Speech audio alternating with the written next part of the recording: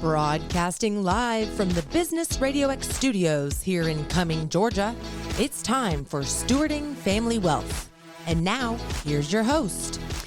Good afternoon. This is Randy Brunson with Centurion Advisory Group on this episode of Stewarding Family Wealth. And in the studio with us for the second episode is Melissa Libby. Melissa, welcome.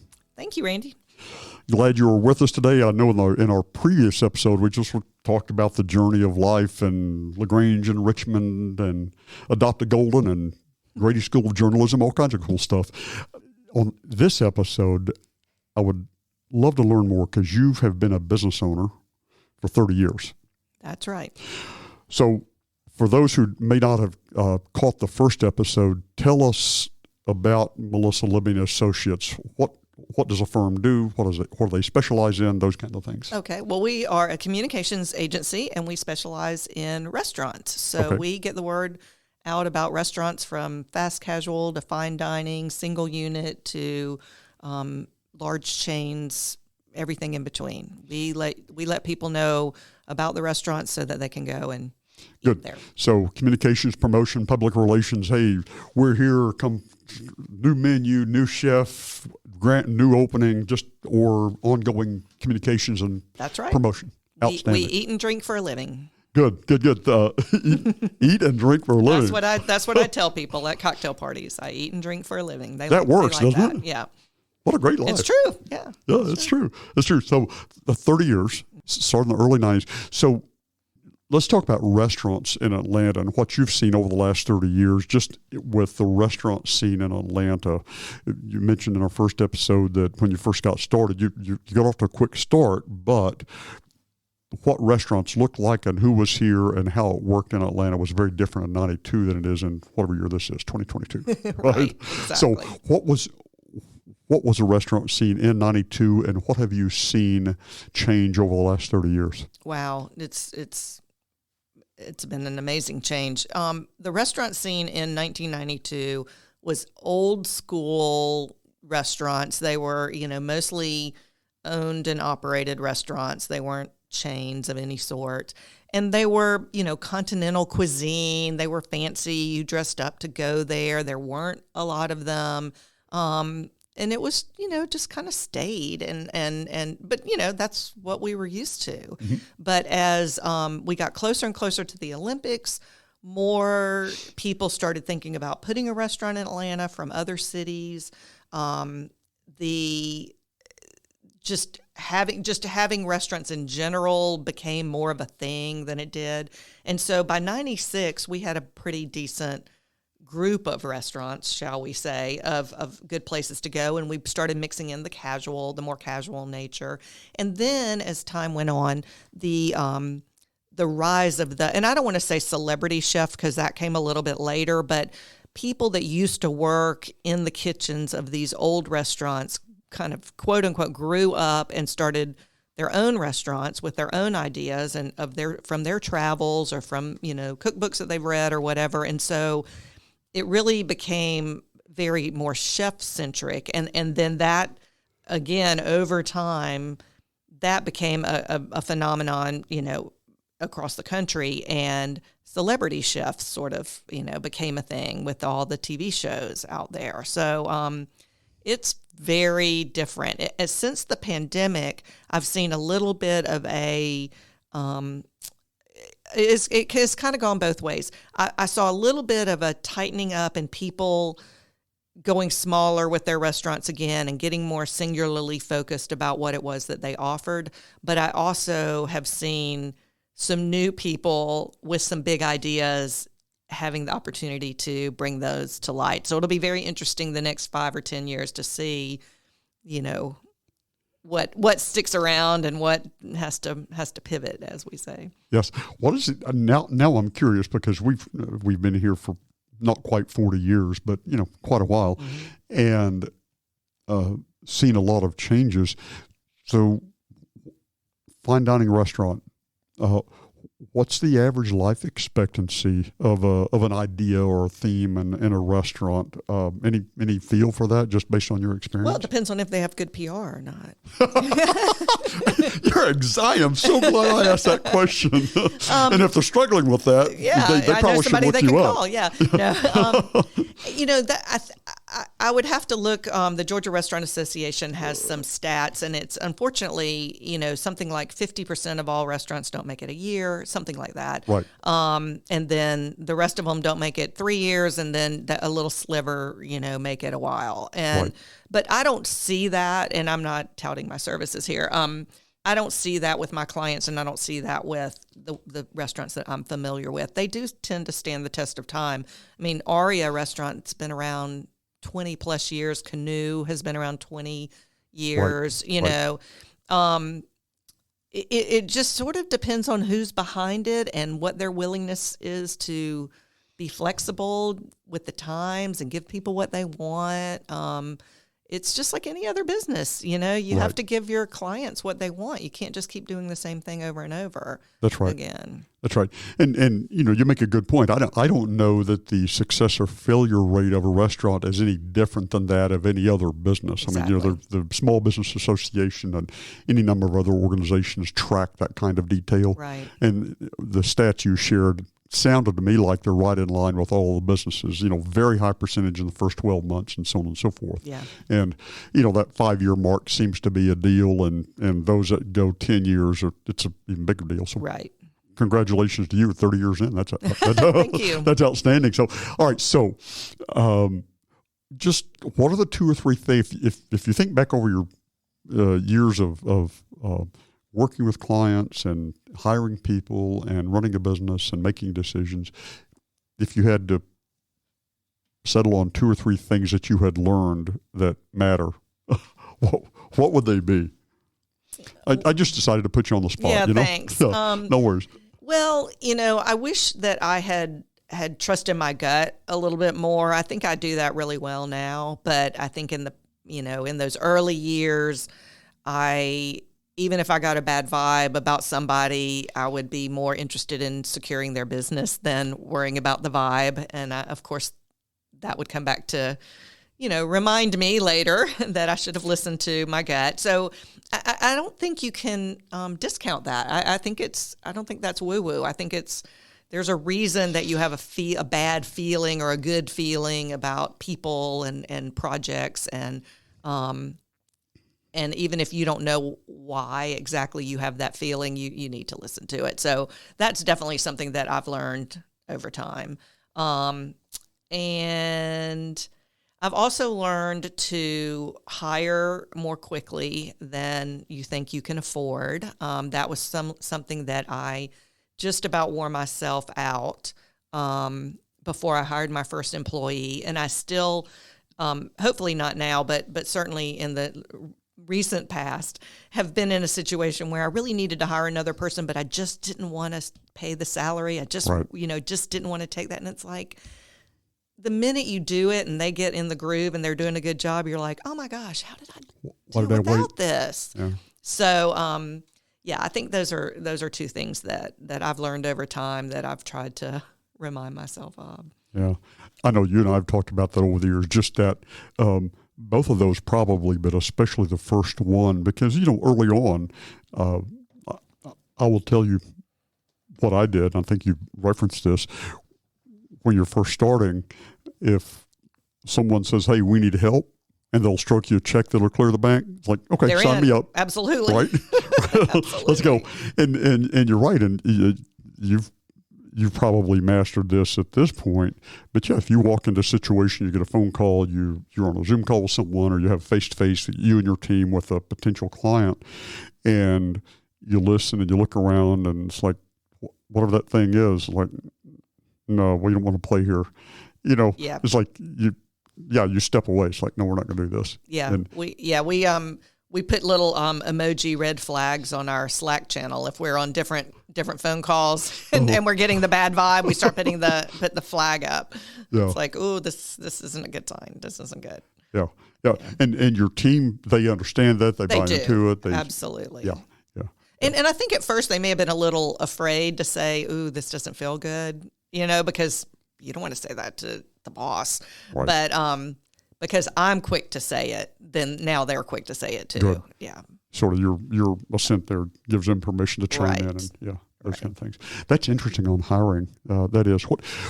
There's a friend of mine named Donna. Donna is not quite 80 yet, but she's in her late 70s.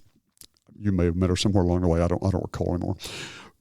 One of the stories Donna tells is that she took a master's degree in computer science from Georgia Tech in the 70s. Wow. She did her undergrad at Transylvania up in Kentucky. All right, then moved to Atlanta, went to work for Norfolk Southern. She's been retired for 20 years, but she took a master's in math or a master's in computer science. I'd have to go back and look. Back in the 70s. All right, and the story Donna tells, of course, at that time, the student population at Tech was 90% men, 10% women. Sure. And the classroom building that she was in, the classes were generally on the 4th floor. There was one ladies' restroom in the entire building. Oh. It was on the 1st floor. Wow. Okay. Well, much different 50 years ago than now. But that's just the change over the decades. Right. So I share that story to ask you, as a business owner, engaging with all kinds of people from all over the country, all over the world, what's been the experience? You've generally been accepted, or the things you've sort of had to ignore? And I've heard Donna tell all kinds of stories where she worked in 100% man's world. Wow. Okay. Yeah. And so she developed both a thick skin and ability just to blow stuff off, just whatever, Yeah. to ignore people. But what's been your experience? Yeah. Personally, I think I certainly give people the benefit of the doubt. And if somebody, says something a little, I'm pretty optimistic and believe that they didn't mean any harm by it. Right.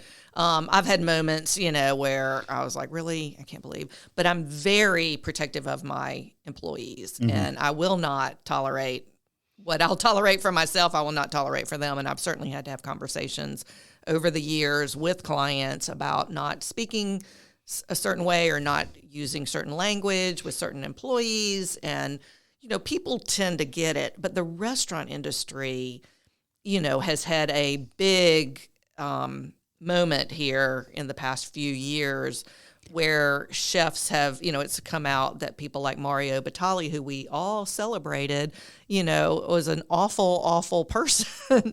And unfortunately, no one was surprised about that. And we all know that restaurant kitchens are very, very difficult for women in particular. And I have seen my clients and other people in the industry 100% clean up their act. And they know that it's, and again, I think they came about it, just out of ignorance. And I have a soft spot for that. I don't think they're mean people. I think they just they acted the way they had seen, they had been treated in the past, or had seen women treated in the past. But it's been very interesting in the past few years how that is just not happening as far as, I'm sure it happens somewhere, but not to my knowledge. And I do not believe it happens at my clients' restaurants, because I know all of them have really made a commitment to it. And because of that, you see more women working up the ranks in restaurants, and more women becoming chef owners. And so it's been really good. But those women have some tales to tell for sure. I've been on the periphery as the PR person, so I haven't really suffered as much. Yeah, but you're right. You mentioned conversations with your employees, and yes, you're right. I've learned. Well, first of all, I won't tolerate it. I remember one very specific situation. This goes back probably 15 years or so, and we had a young lady at the office, just completely delightful, who was part of our team. And she had client relationship management responsibilities. And there was a gentleman by the name of George. And, George had taken a couple of hits in his business life and some things like this. And it had sort of affected his outlook, where he just sort of was a down in the dumps kind of personality, unfortunately. There was once he sort of kind of took it out on this young lady, where he just was very I call it rude, crude, and socially unacceptable. Right. And she told me about it, and I called him. I said, George, I said, that's right. Yeah. No, this is going to happen, and you get a pass. If it happens again, we have to terminate. I've got to take care of my people, to protect my people. And unfortunately, and he was all, because they're always nice to you. Right. They're always nice to you. But they, for whatever reason, they feel like they can get away with stuff sometimes when there's people, whatever it is. And in this case, it happened again. And so I just called George and said, hey, appreciate the opportunity to serve, but, we're going to separate ways. Yeah. And because, you've got to take care of your people. Right. So, anything else you've learned in business over the years? I mean, I've learned so much. Do you remember? I tell you something I remember. I don't know what year this was. Maybe 2016, 2017. I don't remember anymore. But all businesses cycle. You've seen this. Revenue grows and then there's off year and it grows. And that's the journey. Okay. There's this ebb and flow of business and life, and it was an off year maybe for the restaurant industry, for MLA, whatever. And you had really worked to maintain your staff without cutting any, without laying anyone off. In fact, it was the story I remember was around Thanksgiving, and you were doing the equivalent of digging around the couch cushions to find money to meet payroll. You were like going to the office to see if any checks had come in to cover payroll. And probably anyone that's listening that's owned a business that started it from scratch like this has had this experience. Absolutely. You've got to cover payroll. You're excited about the future, but the cash just isn't coming together well, right? At that particular moment. I've been there. You've been there, and you got it covered.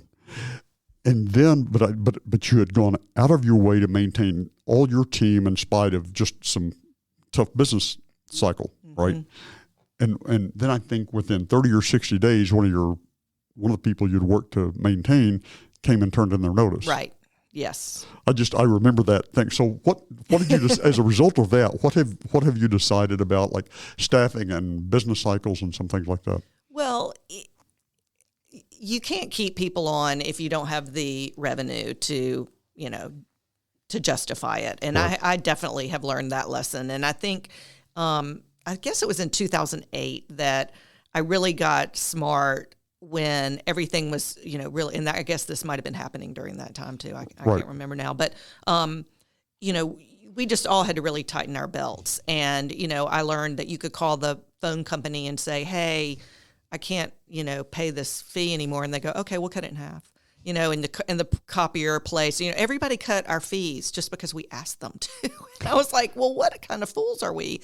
And then I started noticing, well, I was a fool too, because I was giving my employees credit cards and not really, they weren't charging anything they weren't supposed to, but they were certainly freely charging the things that they were supposed to, let us say. And so I just learned back then that you've just got to be more careful and more, specific about how you spend your money. And that includes, unfortunately, staffing. And so my thing now is that I really try to have contractors, really good contractors who I've known, and many of them are former employees who left to have kids or, just didn't want to work 40 hours a week.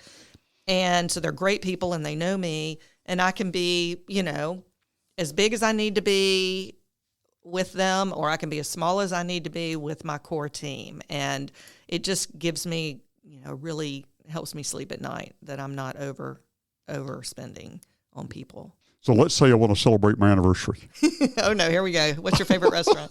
And I just it's a special year, and let's say it's my 45th. That's actually in my rearview mirror at this point. But let's say it's one of those meaningful anniversaries, and I just want it to be a really special event for Teresa and some things like this. Are there 2 or 3 places in the city that you think might serve that purpose really well? For sure. I mean, Aria is always one of my go-to restaurants. It is our client. It's been our client for over 20 years. And there's a reason that it's been there for 20 years and continues to be successful. And that's because Jerry Klascala, who is the owner and the chef, is in the kitchen every single night making your food. So the owner's in the kitchen every night. Absolutely. making it happen. Right. They're not open on Sunday and Monday, so those are his 2 days off. And he works Tuesday through Saturday, and he is making your food, and it is delicious. And so that's just in the staff. All the staff members have been there forever, so they're great, and they know you. And if they don't know you, they know how to treat you well for an anniversary. They just Okay. career servers, and it's just 100% my go-to restaurant. Cool. Thank you. Thank you for that. Because those are the things that when I pull up the Open Table app, right? Right. Or whatever.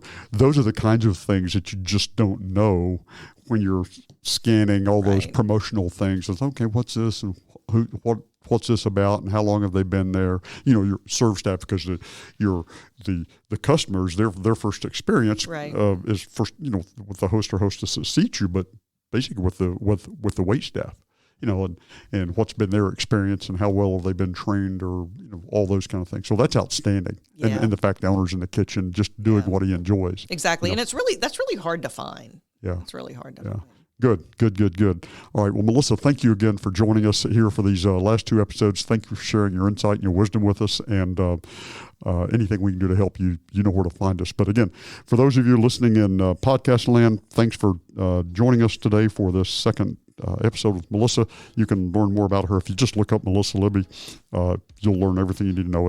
She's good with her own social media. So thanks again for tuning in to Stewarding Family Wealth. We appreciate your time. And Amanda Pierce with Forsyth Business RadioX, thank you. We always appreciate you.